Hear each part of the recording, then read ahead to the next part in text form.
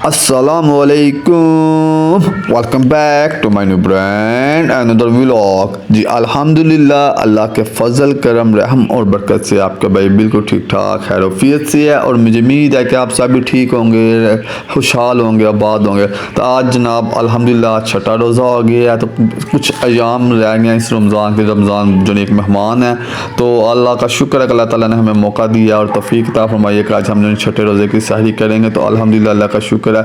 और मामा जान सहरी बना रहे हैं, तो पूछते हैं मामा जान सहरी में क्या बना रहे हैं। मामा जी, तो मामा जी आप उठ गए माशाल्लाह, सहरी बना रहे हो, क्या बना रहे हो सहरी में? ये देखें जी, मामा जान जो नहीं सहरी में तैयारी कर रहे हैं, रोटी वगैरह बना रहे हैं। मामा जान इधर देखें ना आप, तो मामा सहरी में क्या बना रहे हो? अंडा, दही जी, साथ परांठे, साथ चाय। माशाल्लाह मामा जी आपने भी रोज़ा रखना है माशाल्लाह जी। अल्हम्दुलिल्लाह, अल्लाह ताला का शुक्र है जी। मामा जान सहरी बना रहे हैं और मामा जान ने भी ना रोज़ा रखना है। अभी मामा जान की थोड़ी सेहत स्टेबल नहीं रहती, मामा जान मेडिसिन खाते हैं, लेकिन फिर भी मामा जान ने कहा जी मैंने अल्हम्दुलिल्लाह सब रोज़ रखने।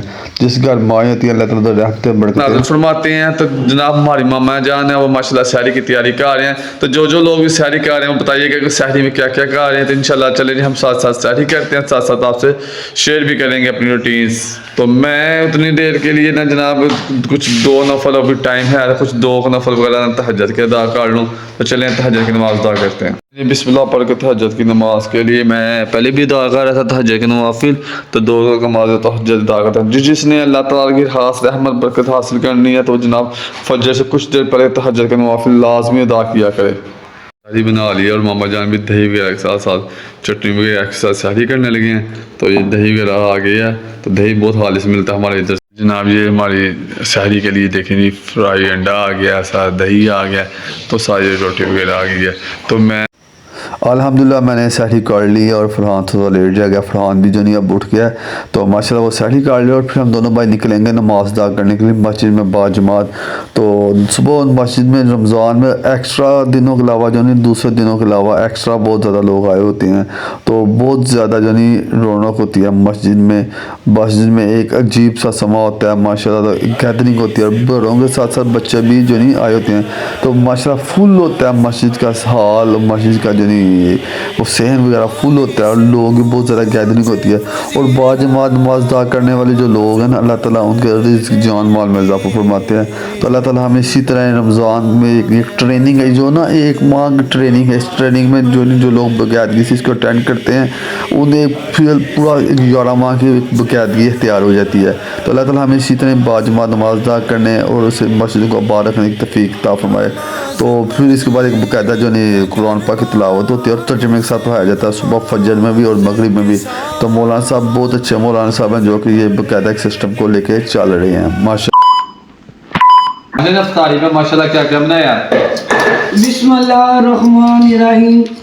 ये आलू चने लोबिया की चाट है ये वाली। अच्छा जी, ये मैंने बनाया है कस्टर्ड फ्रूट वाला। वाह, वो बनाई है मैंने क्रीम चाट माशाल्लाह। वो आलू गोश्त का सालन, ये वाला गुजरेला माशाल्लाह। और साथ सफेद चावल। ये क्या है मामा जी? ये किन्नू का जूस। मामा डालो फिर गिलास में। माशाल्लाह आज माशाल्लाह अल्हम्दुलिल्लाह आज 6 रोज़ा गुजर गए हैं। छठे रोज़े के जब हम इफ्तारी कर रहे हैं सब फैमिली वाले मिलके बैठ के, तो माशाल्लाह बहुत दिल को सुकून सा मिलता है जब सारे सुबह सहरी में इफ्तारी में इकट्ठे मिलते हैं। तो एक मौका होता है जिसमें जो एक दूसरे के करीब बैठने का मौका मिलता है, एक दूसरे से अपनी गुफ्तगू करने का मौका मिलता है। तो अल्लाह ताला का शुक्र अदा करते हैं कि अल्लाह ताला तेरा लाख लाख करोड़ शुक्र है कि तूने हमें मौका दिया कि हम रमज़ान के रोज़े रख सकें और तूने हमें जो नहीं अपनी नेमतों से नवाजा। तो अल्लाह ताला इस माह रमज़ान में इस बाबरकत महीने के सदक़े जितने भी मुसलमान हैं जो परेशान है, अल्लाह ताला सबकी परेशानी को दूर फरमाए और उनके रिज़्क़ जान माल में बरकत अता फरमाए और अल्लाह ताला हर एक के दस्तरखान में वुसअत अता फरमाए। और हम शुक्र करते हैं उस परवरदिगार अल्लाह ताला का जिसने अपनी नेमतों से हमें नवाजा और हमारे दस्तरखान में वुसअत अता फरमाए और हमें तौफीक अता फरमाए कि हम रमज़ान के रोज़े रख सकें।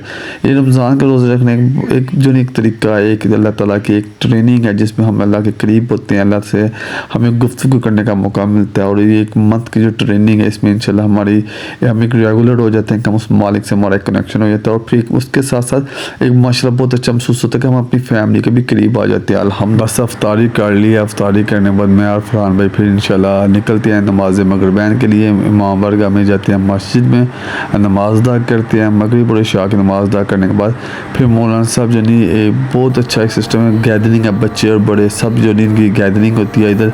फिर ये जनाब एक दोबारा अहकाम दीन के बारे में क्लासेस देते हैं, ये तकरीबन 15-20 मिनट की डिफरेंट क्लासेस देते हैं, जिसमें बताया जाता है कि अहकाम दीन के बारे में, हुकूकुल इबाद के बारे में कि हमने हुकूकुल इबाद कैसे अदा करना है, क्योंकि अल्लाह के बारे में बताया जाता है, और दीन की जो बेसिक्स हैं उनके बारे में बताया जाता है, जिसमें माशाल्लाह देखें ना बहुत प्यारा माहौल बना हुआ है, जिसमें छोटे छोटे बच्चे अपने वालिद के साथ आए हैं, अपने बरादर के साथ हैं, और साथ उनके बुजुर्गान भी आए हुए हैं। तो मौलाना साहब जो नहीं एक बाकायदा ट्रेनिंग देते हैं, जिसमें फिर वो बाकायदा हर नमाज के बाद जो नहीं आधा पारा जो नहीं तर्जुमे के साथ तफसीर के साथ कुरान पाक को पढ़ाते हैं।